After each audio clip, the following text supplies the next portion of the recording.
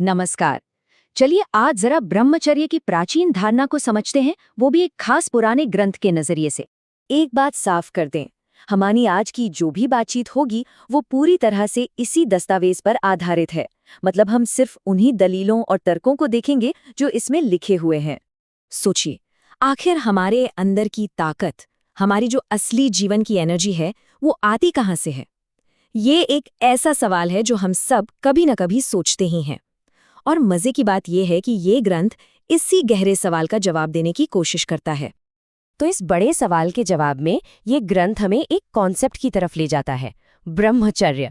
तो चलिए समझते हैं कि इसके हिसाब से आखिर ये है क्या। देखिए, इस ग्रंथ के मुताबिक ब्रह्मचर्य कोई सिर्फ नियम कानून नहीं है, बल्कि ये अपनी जीवनीय एनर्जी, जिसे वीर्य रक्षा कहा गया है, उसे बचाने का एक तरीका है। और यही बची हुई एनर्जी, ऐसा माना गया है कि हमारे जोश, हिम्मत और ताकत की असली जड़ है। अच्छा, तो अब आगे बढ़ते हैं और देखते हैं कि इस प्रैक्टिस का सबसे पहला और बड़ा फायदा क्या बताया गया है। और ये सीधा सीधा हमारे जोश और हिम्मत से जुड़ा हुआ है। कभी कभी ऐसा लगता है ना कि जैसे पूरी एनर्जी खत्म हो गई हो, एकदम बेजान सा महसूस होता है।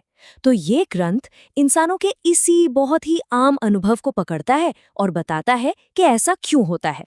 यहाँ पर दो बिल्कुल अलग अलग सूरतों को दिखाया गया है। एक तरफ ग्रंथ कहता है कि जब वो जरूरी एनर्जी नहीं होती तो जिंदगी एकदम बोरिंग और बेजान हो जाती है, ना हिम्मत न जोश।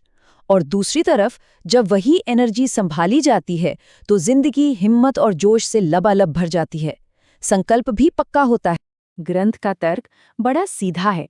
वो कहता है कि असली जोश और हिम्मत का घर दिल में होता है और इसे वो हृदय बल का नाम देता है। और ये बल उनके अनुसार ब्रह्मचर्य के अभ्यास से ही मिलता है। तो ये जो अंदर की ताकत है, ये सिर्फ अंदर ही नहीं रहती। चलिए अब देखते हैं कि ये बाहर की दुनिया में कैसे नजर आती है।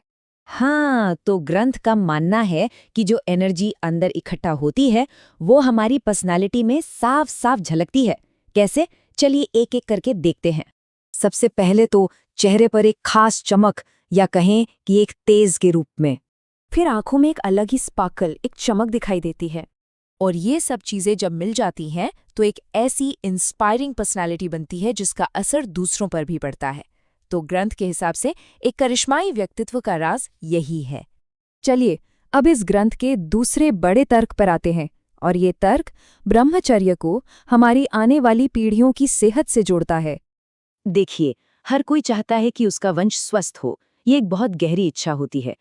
तो ग्रंथ इस सिद्धांत को सिर्फ हमारे लिए नहीं, बल्कि हमारी आने वाली पीढ़ियों की भलाई के लिए भी बहुत जरूरी मानता है।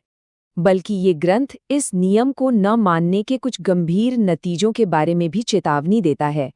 इसमें तर्क दिया गया है कि इससे बच्चे कमजोर हो सकते हैं, उनमें पैदाइशी कोई कमी हो सकती है, यहाँ तक कि गर्भपात जैसी समस्याएं भी आ सकती हैं। और ग्रंथ बिल्कुल साफ साफ कहता है कि इन सभी दिक्कतों की जड़ ब्रह्मचर्य का पालन न करना ही है। तो अब तक हमने जो भी बातें देखी, चलिए अब उन सब के जो मुख्य निष्कर्ष हैं उन पर एक नज़र डालते हैं। मतलब सार क्या है इसका?